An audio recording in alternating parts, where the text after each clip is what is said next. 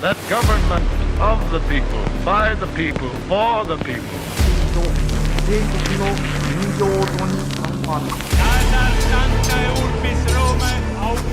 Да здравствует мир международный. Урд минь Монголын удам хад, хойно минь Монголын хүчрхэг их мордчлог байваа. Тэгэхээр дөнгөж сая 2 дугаар сар гарснаар олон нийтийн анхаарлаас холдуу намжин байдлаар нэгэн чухал үйл явдал буюу хүн төрөлхтний цаашдын ирээдүй дэлхийн гаригийн цаашдын хувь тавиланд нөлөөлж магадгүй юм нэг ноцтой чухал үйл явдал боллоо. Энэ нь ямар үйл явдал вэ гэвэл анх 2010 онд Америк нэгдсэн улс болон Оросын холбооны улс хоёрын хооронд цөмийн зэвсгийг цаашид хяналттайгаар хөгжүүлэх, үл дэлгэрүүлэх, харилцан нэг нэгээ ингэж хяндаг байх ийм гэрээг бол байгуулж байсан. Гэтэл 2 дугаар сарын 6-ны өдөр энэхүү цөмийн зэвсгийг үл дэлгэрүүлэх гэрээ аль бие ёсоор дуусгар бодож байна. Хоёр талын зүгээс бол одоогоор аль бие ёсны байдлаар бол гэрээг цаашид сунгах, үргэлжлүүлэх талаар иймэрхүү яриа хэлцээрүүд бол огтоосоо хийгдэх чимээ анир бол дуулдахгүй байна. Тэгэхээр энэ нь яг ямар учиртай юм бэ гэхээр их гүрнүүд нэг нэгнийхэн цөмийн зэвсгэлийг ийхүү хянах боломжгүй болсноор дэлхийн ертөнцийн даяар цөмийн зэвсэг, цөмийн хушуу бол ямар ч хараа хяналтгүйгээр, замбраагүйгээр ингэж хөгжих тоо ногцом нэмэгдэх ийм суур боломж нэмэгдэж цаашдын бид бүхний тулгарч магадгүй эрсдлийг бол улам нэмэгдүүлэх ийм үйл явдал бодож байгаа юм а. Мэдээч хэрэг хүйтэн дайны он жилүүдэд ялангуяа зөвлөлт холбоот улсаас Кубад цөмийн зэвсэг байршуулснаас болоод тухайн үед хүн төрөлхтөн цөмийн сүрэлтэд нүр тулгарч магадгүй тийм ноцтой үйл явдал үүсэж байсан түүх бий. Гэтэл энэ удаа 21-р зуунд ингэж цөмийн зэвсгийг замбраагүй хөгжүүлж байгаа нь 20-р зуунд тохиосон цөмийн аюулаас ч илүү бүр аюултай үр дагаврыг бол авчирч магадгүй талаар бол олон улсын шинжээчид бол онцолж байна. Учир нь гэвэл тухайн үед дэлхий дээр үндсэндээ асар хүчирхэг 2 том цөмийн гүрэн байсан бол энэ удаа цөмийн зэвсгийн хүчирхэг гүрнүүдийн тоо 3 болж өсөд байна. Мэдээч хэрэг дэлхий дээр цөмийн зэвсэгтэй аль бие ёсны 9 улс байгаа боловч яг цөмийн өндөр хүчин чадалтай гүрэн гэдэгт бол 3 улс л багтдаг. Эдгээрт мэдээч Америк нэгдсэн улс, Оросын холбооны улс, бүгд найрамдах хятад ард улсууд бол тус багтаж байна. Эднийг яагаад цөмийн гүрэн гэж нэрлээд бусдыг нь цөмийн зэвсэгтэй улсууд гэж ялгаж байна вэ гэхээр дэлхий дээр энэ 3 улсад л соёл иргэншлийг бүгд нь устгах хэмжээний цөмийн зэвсгийн нөөц байдаг юм а. Иймээс цөмийн хүчин чадал нь асар өндөр тул цөмийн гүрэн гэж нэрлэдэг. Бүгд найрамдах хятад ард улсын хувьд 20 дугаар зуунаас эхлэн цөмийн зэвсгийг зөвлөлт холбоот улсын тусламжтай хөгжүүлж ирсэн ч Орос Америкийн төвшөнд хүртлээр бараг 100 жил болно гэж бол тухайн үед нь тооцогдож байсан. Гэвч өнөөдөр хятадын цөмийн зэвсгийн хүчин чадал хөгжил хэдийн дээрх 2 гүрэнтэй ойролцоо төвшөнд биш юма гэхэд нэг их дутгааргүй төвшөнд бол хүрээд байна. Дэлхийн хүчний 3 том туйл ийхүү бий болж эхэлсэн нь манай гаригийн улс үндэстнүүдийн хувьд бол цоош нь үзэгдэл гэж бол үзэж болно. Олон улсын зэвсгийн шинжээчдийн үзэж буйгаар 2011 оны байдлаар гэхэд бүгд найрамдах хятад ард улс нь нийт 240 ширхэг цөмийн цэнэгтэй хушуутай байсан хэмээн бол тодорхойлдог. Мөн яг тухайн оноос эхлэн Америк нэгдсэн улс, Оросын холбооны улсын хооронд цөмийн зэвсэг үл дэлгэрүүлэх гэрээ, цөмийн пуужингийн хушууг хязгаарлах гэрээ бол хэрэгжиж эхэлснээр Америк, Орос хоёр цөмийн зэвсгийн хөгжүүлэлттэй бол сааруулж эхэлсэн байдаг. Ийхүү хоёр их гүрэн нэг нэгнээ харилцан хязгаарлах алхам хийж байтал энэ зур бүгд найрамдах хятад ард улс цөмийн хүчин чадлаа бараг 2 дахин нэмэгдүүлж 2024 оны байдлаар гэхэд 600 ширхэг цөмийн цэнэгт хушуутай болж амжсан. Бээжингийн эрх баригчдын хувьд хүйтэн дайны он жилүүдэд ч тэр 21-р зуунд ч ялгаагүй цөмийн зэвсэг үл дэлгэрүүлэх гэрээнд хизээч нэгдэж байгаагүй. Ийхүү 2 их гүрний симхээгээр Сэмерхэн цөмийн хүчин чадлаа 2 дахин нэмэгдүүлж чадсан хятад нь шинэ цагийн зэвсэглэлийн уралдааны аль бие ёсны нэгэн гол тоглогч болж байна. Хүйтэн дайны он жилүүдэд зөвлөлт холбоот улс болон Америк нэгдсэн улсын хоорондын зэвсгэлийн уралдаан харьцангуй тогтвортой байдлаар өрнөж байсан. Үндсэндээ бол хоёр талын хоорондын өрсөлдөөн дээр тулгуурлаж байсан гэж хэлж болно. Гэтэл бүгд найрамдах хятад ард улс 3 дахь тоглогч болон өнөөдөр гарч ирж байна. Мөн бүгд найрамдах хятад ард улс болон Америк нэгдсэн улсын харилцаа энэ цаг мөчид тэмч тааламжтай биш байгаа. 2010 онд Америк нэгдсэн улс, Оросын холбооны улсын хооронд байгуулагдсан За энэхүү шинэ эхлэл хэмээх нэртэй цөмийн зэвсэг үйл дэлгэрүүлэх гэрээ нь Америк Орос хоёрын харилцаа бол харьцангуй сайн байх үед байгуулагдаж байсан гэрээ гэдгээр бол онцлогтой. За тухайн үед Америк нэгдсэн улсын ерөнхийлөгчөөр Барак Обама, Оросын холбооны улсын ерөнхийлөгчөөр Дмитрий Медведев нар бол ажиллаж байсан. За гэтэл 2014 онд Оросын холбооны улс нь Кримийн хойгийг өөртөө нэгтгэсний дараагаар Орос Америкийн харилцаа бол огцон муудаж эхэлсэн. За улмаар 2022 онд Оросын холбооны улс Украинд цэргийн ажиллагаа явуулж эхэлснээр хоёр орны харилцаа бол бүрчид ордож эхэлсэн. За үүний үр дүнд 2023 оны 2 дугаар сарын 21-ний өдөр Оросын ерөнхийлөгч Владимир Путин шинэ эхлэл хэмээх энэхүү цөмийн зэвсэг хоригдуулах гэрээг цаашид сунгахгүй гэж бол аль бие ёсоор мэдэгдсэн байдаг. Энэ сэдвийн хүрээнд 2026 оны 1-р сарын 11-ний өдөр Нью-Йорк Таймс хэвлэлийн сэтгүүлчид Трампаас мөн ярилцлага авсан бөгөөд тухайн үед Трамп цөмийн зэвсэг хоригдуулах гэрээ хэлэлцээрт Оросоос гадна Хятадыг татан оруулах ёстой гэдэг ийм байр сууриа илэрхийлсэн. За гэвч энэ нь бол мэдээч хэрэг Америк нэгдсэн улсын аль бие ёсны байр суурь биш. За бичиг баримтаар баталгаажаагүй тул одоогоор их гүрнүүдийн дунд дахин цөмийн зэвсгийг бууруулах гэрээ байгуулах хэсэг нь тун эргэлзээтэй байна. Мөн энд бас нэгэн чухал асуудал яригдж байгаа нь Америк нэгдсэн улс одоогоор бүгд найрамдах Хятад ард улсаас хамаагүй олон тооны цөмийн цэнэгт хошуутай байгаа. Иймээс цөмийн зэвсэг үйл дэлгэрүүлэх гэрээ хийхэд бол хүндрэл үүсэж байгаамаа. За учир нь Америк нэгдсэн улс өөрийн цөмийн цэнэгт хошууны тоог бүгд найрамдах Хятад ард улсын хэмжээнд хүртэл доош нь буулгах. Эсвэл бүгд найрамдах Хятад ард улс цөмийн цэнэгт хошууныхын тоог Америк нэгдсэн улсын хэмжээнд хүртэл нэмэгдүүлж өсгөж байж шудраг явдал болж таарах ийм логик гарч байгаа. За иймээс уг асуудал нэлээд ойлголцлын зөрүү үүсгэж байгаа юм. Мөн талууд давхар нэг нэгэндээ бас итгэхгүй байгаа.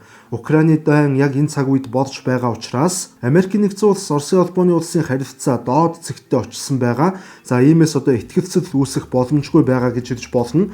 Түүнчлэн бүгд найрамдах Хятад ард улс нь Тайван ба Өмнөд Хятадын тэнгист нөлөөгөө нэмэгдүүлж Америк нэгдсэн улстай гүнзгий зөрчил үүсгэж байгаа учраас талуудын хэн хэн нь цөмийн зэвсгээ бууруулах хүсэлгүй байгаа гэх мэт хэд хэдэн геополитикийн шалтгаануудаас яригдж байна. Тэгэхээр ямар ч байсан одооноос эхлээд хүн төрлөختөн цөмийн гурвалсан 90 үетэй золгож байгаа нь бол тун тодорхой харагдж байна.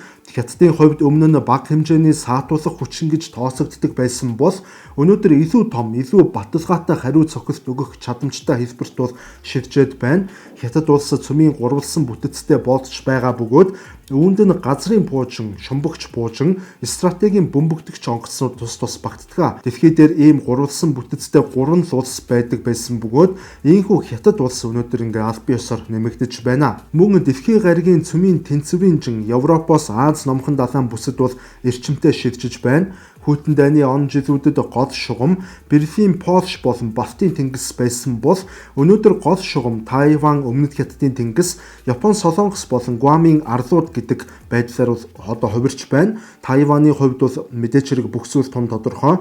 Бүгд найрамдах Хятад ард улсын зүгээс өөрийн нутаг дэвсгэр гэж тус арлыг үздэг бол Америк нэгдсэн улсын хувьд Тайваныг хэрхэвч Хятадд коммунист хятадуудад бол өгөх боломжгүй. За өөрсдийнх нь гол хөзөр гэж бол үздэг юм байр суурьтай байдаг. Иймээс Тайваны асуудал илүү хурцдмал байдалд шилжвэл Америк нэгдсэн улсын зүгээс бүс нутгийн баазуудаа идэвхжүүлж хариуд нь Хятадын пуужингийн хүчин чадал Тайваны зүгт шидэж асуудал бүр илүү эвгүйтвэл цөмийн зэвсгийн сэдвч бол хөндөгдөж магадгүй юм эрсдэлтэй. За харин Өмнөд Хятадын тэнгисийн хувьд гэвэл тус тэнгисээр хамгийн гол нь дэлхийн нийт худалдааны 30% нь бол эргэлтдэг гэдгийг бол нэн тэргүнд ойлгох хэрэгтэй. Өмнөд Хятадын тэнгисийг хятадууд өөрийн хяналтанд байлгахын тулд олон тооны хиймэл арлуудыг тэнд барьж цэргийн баазуудаа бол байгуулж босгож байгаа юм.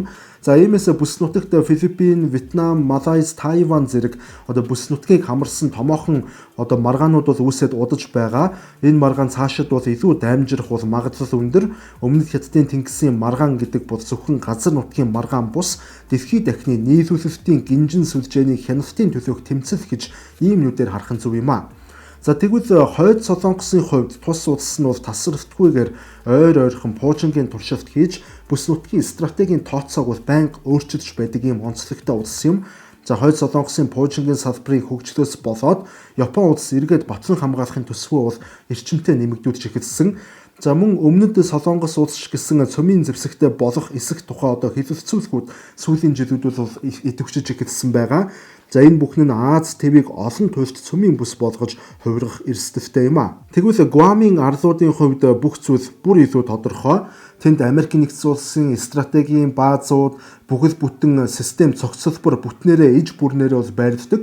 Хэрэв бүс нутагт тогтворгүй байдал үүсвэл Америкийн нэгдсэн улсын зэвсэгт хүч нь номхон далаагаар дамжин Гуамын арлуудын зүгээс ихээхэн хүчтэй давталгаа хийх бүрэн боломжтой. За тэгвэл одоо эргээд цөмийн гурвалсан тэнцвэр буюу Америк, Орос, Хятад 3 цөмийн ийм том 3 гүрэн болж мэдэлснээр дэлхийн геополитик хэрхэн өөрчлөгдөж байгаа талаар бол ярив. За нэгдүгээрт гэвэл дэлхийн цөмийн зэвсгийн хүчин чадлын тэнцвэр илүү хэврэг болж байгаа харагдаж байна. За дэлхийд урд нь 2 том цөмийн гүрэн байх үед олон улсын шинжээчид бол тооцоолол хийхэд хавьгүй амархан. За мөн 2 их гүрэн хоорондоо гэрээ хэвцээр хийх нэгнээ одоо шалгах учраа олоход бол илүү амар байсан. За гэтэл энэ тоо 3 болж нэмэгдснээр байдал огцом хүндэрч таарч байгаа юм.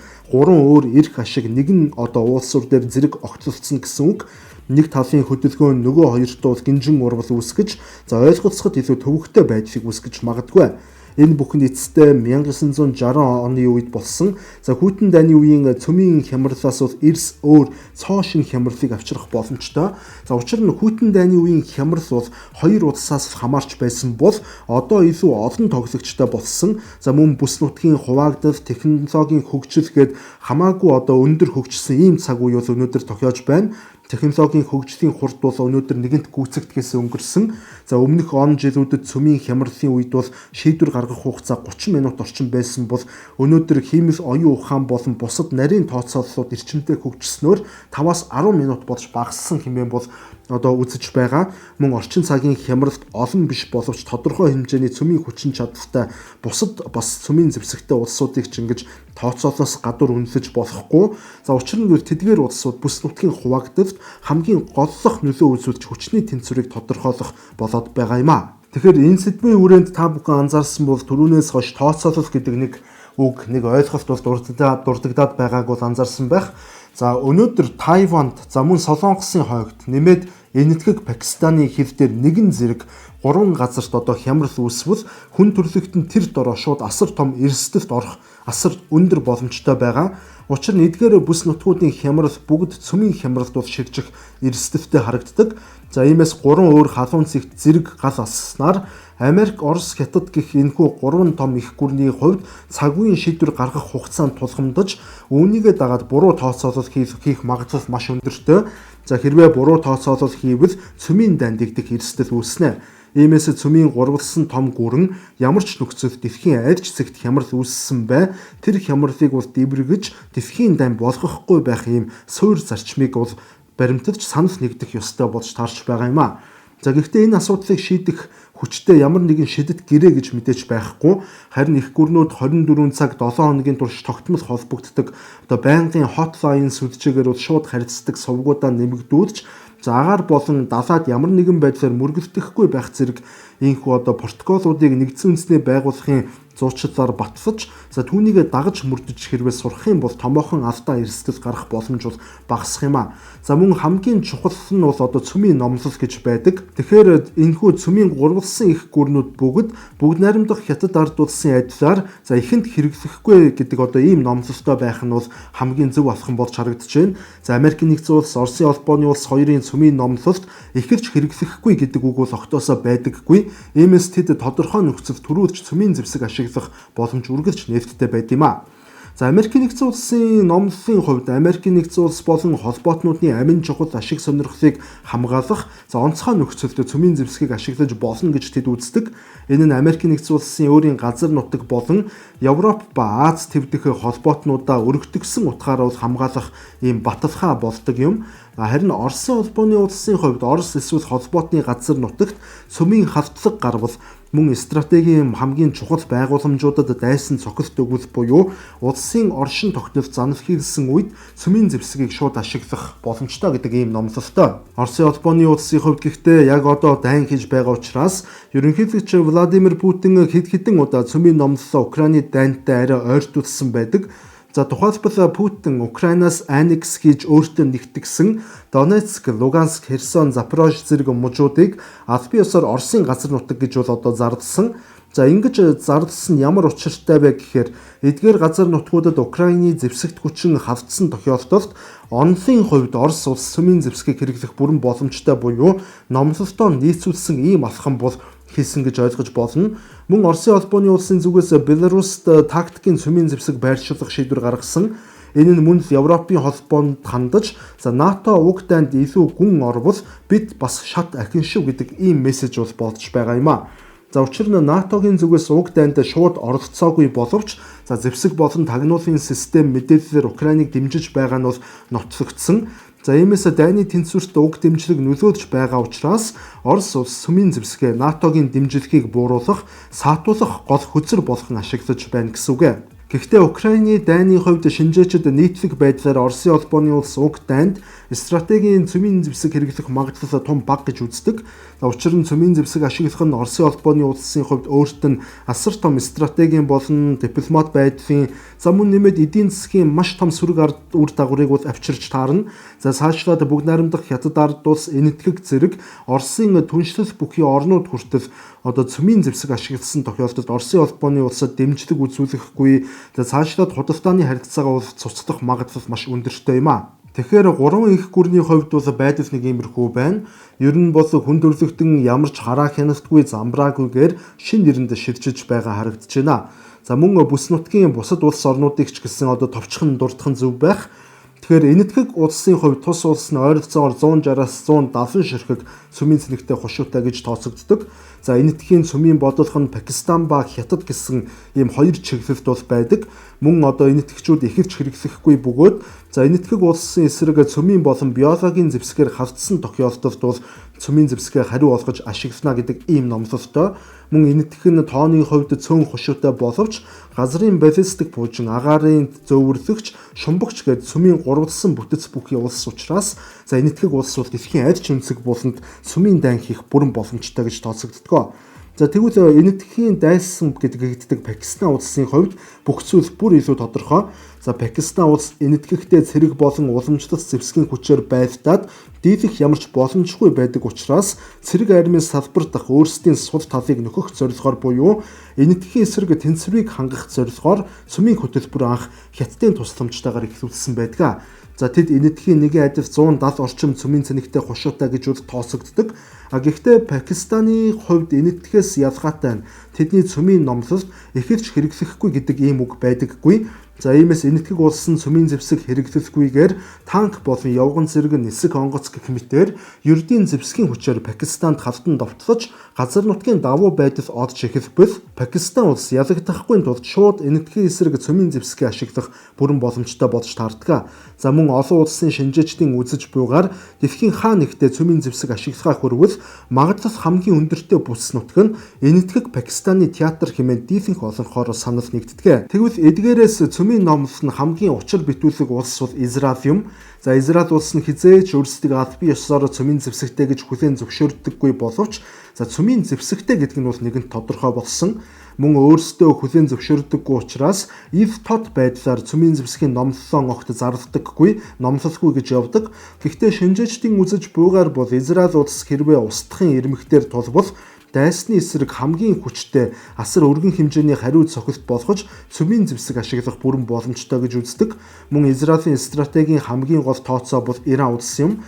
Израиль хизээч Ираныг сүмийн зэвсэгтэй болохыг хүлээн зөвшөөрөхгүй. За Израиль улс нь сүмийн зэвсгийг өөрийн улсын оршин тогтнолын хамгийн сүүлчийн баталгаа гэж бол үздэг ийм улс юм а. Харин Европын холбооны хувьд бол тэнд Британи болон Франц зэрэг улсууд байгаа. За тэдний хувьд бас л ойлгомжтой. Францын хувьд 290 орчим сүмийн цэнэгтэй хошуутай бол Британий хувьд арай бага 220 орчим гэж бол тооцогддог. За тус хоёр улсын амин чухал ашиг сонирхол занал хэлбэл хэрэглэн гэдэг ийм сүмийн номлолтой боловч яг нарийн тодорхой босхийг бол тэднэр заадаггүй. Мөн тус хоёр улсын сүмийн зэвсэг нь НАТО-гоос ямар ч хамааралгүй бөгөөд тусын улсын эрх мэдлийн хүрээнд бол харьяалагддаг. Нэг ёсондоо бол НАТО шийдвэр гаргах эрхгүй гэсэн үг. За үндсэндээ бол энэ хоёр улс нь төв болон баруун Европыг Оросын түрэмгийллээс хамгаалах зорилгоор За үүнээс гадна мөн Америкийн нэгдсэн улс хэрвээ суларч солилцсон тохиолдолд Европ твийг болцсошгүй аюул эрсдэлээс за Америкийн нэгдсэн улсыг орлох байдлаар хамгаалах зорилгоор бол ашиглана гэж үздэг. Түүнчлэн Украины дайн эхэлсний дараагаар Франц улсын зүгээс Европ твийг өөрийн цөмийн шөхөрт оруулах талаар удаа дараа хэдэн удаагийн маш нухацтай ноцтой яриаг бол дэлгэсэн байдаг.